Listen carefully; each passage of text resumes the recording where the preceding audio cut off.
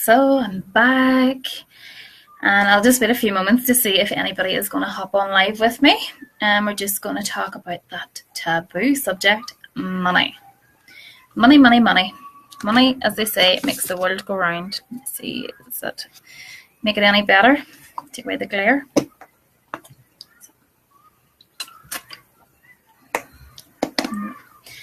So it's sort of an impromptu, and I wasn't sure if I was going to come live today or tomorrow, but I've got 10 or 15 minutes, so I decided why not just hop on now. Let me see. Is that better? Okay. So as you know, we started the money game, and we've started talking little bits and pieces about money mindset. If you've caught up in any of the videos that I have posted or any of the other lives on my page mainly, we've talked about decluttering some mental bandwidth. If you want to get focus and clarity around your money and your money issues, then I posted the brain dump sheet, the worry list and the wish list. And really that was just to get everything out of your head and onto paper, so that you could free up some mental bandwidth and your thoughts weren't so cluttered and scattered and no room for any focus or clarity, because you were so worried about forgetting all of the many things that you had to do on a day-to-day basis. Then we talked about some physical decluttering and how you can work with the law of vacuum, because once you get rid of something that no longer serves you purpose, then there is a create it, and as a universal law, the law of vacuum then adheres, and that means that now that space has to be filled with something new, because the universe doesn't like to leave empty spaces. Everything has a purpose and a place and a time, so divine timing, and if you clear out what no longer serves you and get rid of any of those attachments to maybe items that are no longer serving you, something that's old that is keeping you in a bit of money mindset scarcity, because it really needs upgrading. So you need to fork over the money and upgrade it. Or if there's something that you're attached to that has negative memories around it, well, then it needs to go. And like I said, the law of vacuum jumps in then and brings something new to you to replace that item that you have now threw away. And then we talked more about emotional decluttering. Okay, so this is really going through all your memories, all your negative belief systems around money, and going through each and seeing how it was formed and doing a bit of tapping on it and forgiveness work around that, and hopefully then releasing that energy. So now I just want to talk today about money itself, and I don't know why it is so taboo for us to talk about, especially as women. Is something a lot of women, not to be general, do sort of shy away from or get nervous around, because they just don't have that confident money mindset. And really what we should remember here is that money is neither bad nor good. It's simply a neutral energy, because everything in this universe is energy, and money is no exception. And to be fair, money is actually only a resource that is there for us to create the beautiful lives that we want to create. So it's the person using the money that makes it good or bad. It's not the money itself. The money itself is a neutral energy, and it is simply just that. It's energy. And if you want to go down that road, a lot of people would argue that money doesn't even actually really exist. And what I mean by that is that most of the money in the world or in the universe, no matter what currency it is, most of the money doesn't come in physical form. Most of it is simply just random numbers generated on a computer. Okay, so they may say that there's hundreds of millions of billions or whatever in the universe, but that's not all physical money. Most of that is just numbers. So it is just an energy. It's a symbolization of something that we count as a resource that helps us to create the beautiful lives that we want. So we should remember that when we're thinking about it, and not get so stressed and worried and anxious over it, or get so tongue-tied and flustered when we go to talk about it, because it's simply just a resource for us to do with as we wish to create the lives that we want. And like I say, it is only an energy. It is no exception to the computer that you're watching this on, to the chair that I'm sitting on. It's actually no exception to me or you. We're all just energetic beings.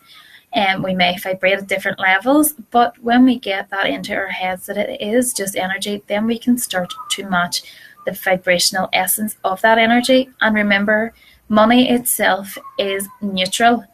It is the person using it that determines whether it's used for good or bad. So please don't make this myth seem true that money is good or bad. I know a lot of people say, oh, you can do good in this world if you have more money. And then others like to say, no, rich people are selfish and greedy.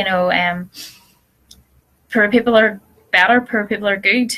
So whatever you may think about it, please try to refrain from placing labels on it. It is just simply a neutral energy. Okay? And sorry, I'm just glancing down because I have notes, because I could start rambling on about this and then I'll forget my train of thought. So the universe just sees it as energy the way we do. It doesn't distinguish between whether it's £10 or £1 million. It's all the same to the universe. So why do we then get so flustered about it?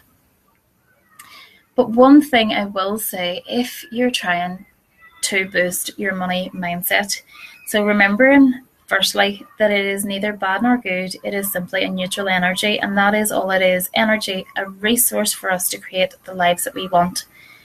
Second of all, what I would say is a tip to boost your money mindset is to start carrying some physical money with you. Now, I know a lot of the money mindset gurus and manifesting books will all tell you, yeah, stick £100 in your purse, carry it around, look at it, make yourself feel wealthy every day. If you're struggling with your money mindset, the odds are that you don't have £100 to spare. So I'm not saying that you have to have that in your purse. Whatever you do have is enough, okay? So it's not placing a simple number on it. It's just the fact that when you open your purse and see physical money there, then you're reminded by your subconscious, because your reticular activating system kicks in and it sees money there. So you're reminded that you actually do have some of this unlimited source. Okay, so money is an unlimited resource. There's an abundance of it. It's not that it's going to run out, that if you have it, then other people can't have it. It is an unlimited resource for everyone. Like, just look at the amount of money being printed every day. And that shows that it is an unlimited resource. But what I'm saying is, if you're someone, and I know I was guilty of this for a while, and it just became out of habit, someone that just carries plastic in their purse constantly because it was easier than carrying physical cash or loose change, and because everywhere is so ready to accept swiping a card these days. That's all fine and good. Some will debate that it's more not good because they're seeing the credit cards or plastic as vibrational energy of debt. Me, myself, I'm not so convinced by that. But it's the fact that when you open your physical purse and there's no money there, then your subconscious automatically kicks in and thinks, oh, if there's no money there, then obviously we are in lack. And that's what you're going to be processing. That thoughts then are going to keep replaying over and over in your mind.